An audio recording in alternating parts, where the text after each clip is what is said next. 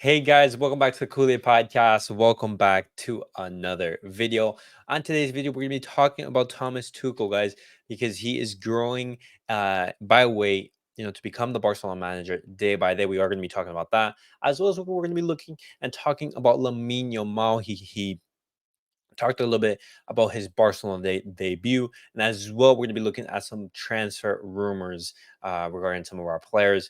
But guys, before we get started on the video, make sure to follow me on all of my social media platforms. Everything's posted down below in the description. Go over there and check me out. That way, you guys can stay up to date with everything that I do on the channel. But guys, let's get straight into the video and let's talk about Thomas Tuchel to Barcelona. Now, this has been reported by Sport. Thomas Tuchel to FC Barcelona is gaining weight day by day. Joan Laporta likes him and he is willing to listen to Barcelona's offer. However, no talks have been held yet. Now, just in response to this, I want to tell you some stats from the most recent Bayern Munich performance. Because if you guys don't know, Bayern Munich, they've just finished their match today against Lazio in the Champions League. They were playing away from home, and Bayern Munich lost 1-0.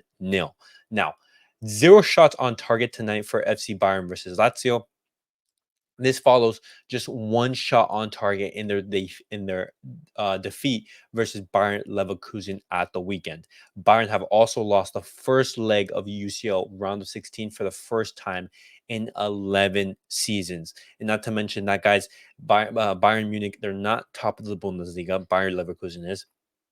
They've been knocked out of their competitions, and on top of that, they're playing some very, very poor football at the moment. They're going through a poor run of form, and taking all of this into account, why would Barcelona be going for Thomas Tuchel, knowing that Thomas Tuchel has put Bayern Munich in this situation? It absolutely makes no sense. And I said it yesterday. I don't think that Thomas Tuchel is the right man for the job. And according to J.R. Romero, this is from a stream from Germany. They say that Bayern Munich could go for Hansi Flick if Thomas Tuchel leaves. So the possibility of Flick at Barcelona could be in jeopardy. This fits with some information I have received from things that have happened today. And so there is some movement there between Thomas Tuchel and Hansi Flick. But Laporta, please, please do not get Thomas Tuchel. If just look at the work that he's doing with Bayern Munich right now. This Bayern Munich team is struggling. Why would you go after a manager who's not doing well in his respective team? But who's Laporta to listen to me? But guys, now talking a little bit more positive, we're gonna be talking about Lamine Yamal. He recently came out with some quotes regarding his Barcelona debut, and these are his words. My debut for Barcelona, I went out to warm up, and when I entered the pitch, my ears were blocked. I couldn't hear anything. It was like a minute, but in my legs, it seemed like an hour. The nerves were absolutely extremely high. On my debut, I played very little, but I ended up very tired. I went out to the car park where my mother and everyone was very happy. The next day, I trained again with the first team. It was a very happy day because the next day I was training again.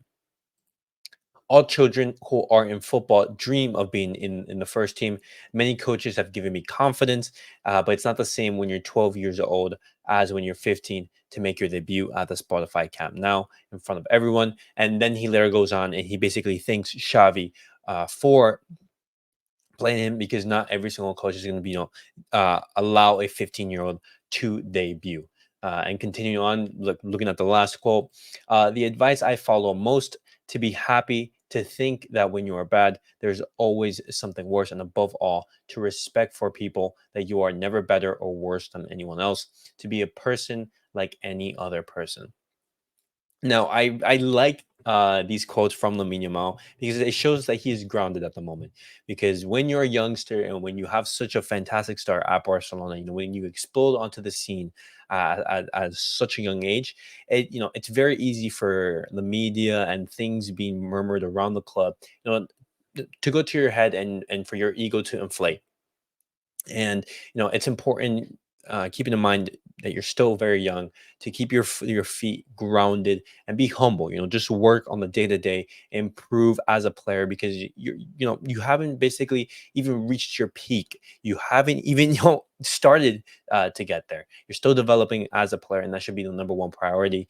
And hopefully we see Lamine Yamal at Barcelona for many, many years to come, and he is able to explode into the player that we think he will be. But now, guys, I want to be talking about this really quickly, and this is something that has been reported by Sport, and I have made previous videos talking about it. But FC Barcelona have received offers for three players: Araujo, De Jong, and Rafinha. The club must sell important players this summer. Now let's talk about each player individually, and let's start by talking about Ronald Araujo. Now, what's the situation regarding Ronald Araujo? Well, number one, we know that Ronald Araujo does not want to leave Barcelona. He wants to renew and he wants to stay at the club. He's a Barcelona fan, and this is a club of his dreams. There was a 3-hour meeting between Araujo's agents and Deco in which they discussed Araujo's renewal. His entourage assures that the player is happy in Barcelona and that he will stay at the club for the remaining 2.5 years of his contract. Now, it's a good thing to see that the club and Araujo's entourage, they are negotiating, because contrary to popular belief, Araujo, he is not one of the highest paid players in the squad. He's on relatively modest wages. We have to remember that he did have interest from Manchester United a year or two ago, and he could have left in that season if we accepted Man United's offer.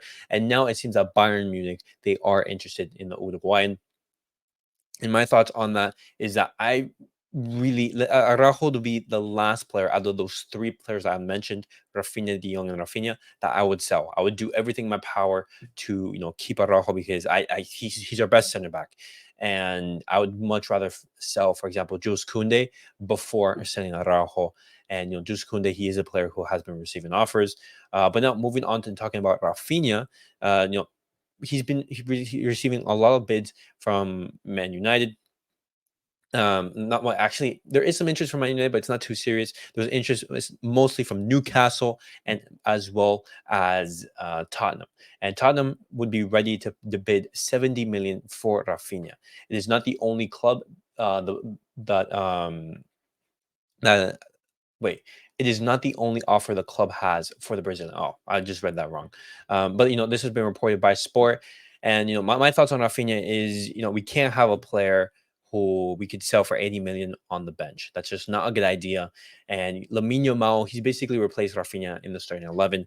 And Rafinha's, he just hasn't been at Lamine Yamal's level at any point in his Barcelona career. Lamine Yamal is the difference maker in this team, and Rafinha hasn't been that. And I would accept any big offer that comes in for Rafinha in the summer. He would be one of the players that I would sell. Hopefully, it is a little bit more for 70 million, because 70 million, we would just basically be recouping the money that we paid Leeds for him. And now, in regards to Frankie De Jong, this is a little bit more complicated, because Barcelona, he has a contract with Barcelona for the next 2 years, and in that contract, Barcelona will have to pay him 77 million euros gross. And the club have given him two options: either renew with a salary, basically a half a little bit more than half a. It'll drop down from maybe like 37 or 35 to 15 million euros a year, or he would leave for 100 million in transfer fee in the summer. Now, those are the two options that Frankie De Jong has. And in regards to Frankie De Jong, what I would do is simple. If if a big club comes in for Frankie De Jong and they put in a 100 million plus, I would be tempted to sell. I would be tempted to sell, because you're looking at how Frankie De Jong is working with this Barcelona system. He's world class midfielder, and you wouldn't want to sell him. But Barcelona, they have to reinforce other areas in the squad. And thinking about the squad and looking at Frankie De Jong's performances individually, he's not a player who fits in any certain mold. And he's not a CDM, he's not an attacking midfielder, he's not like exactly a center mid. He's a hybrid of everything. And so I think it's a smarter move to sell Frankie and to take that money and reinforce it. Maybe, for example, in the Zubamendi and Rafael, or any superstar, for example. That was an option that I talked about yesterday, but I'm just throwing that out there. I'm not saying that Barcelona should do that. I definitely think that Barcelona should first prioritize the CDM, and then maybe other areas in the squad that we are lacking in. But guys, if Barcelona were to sell one of those three players, or maybe two or three, who would you want that to be? Would you guys sell all three? Maybe sell one, maybe sell two? Definitely let me know your guys' thoughts on that. And as well, what do you guys make of Thomas Tuchel? Apparently gaining confidence, and being uh more favored for that Barcelona job, and as well as Lamine Yamal's quotes regarding his debut. But guys, thank you guys all for watching. Thank you guys for tuning in. As always, guys, remember to like, subscribe, and comment. I'll see you guys all in the next video.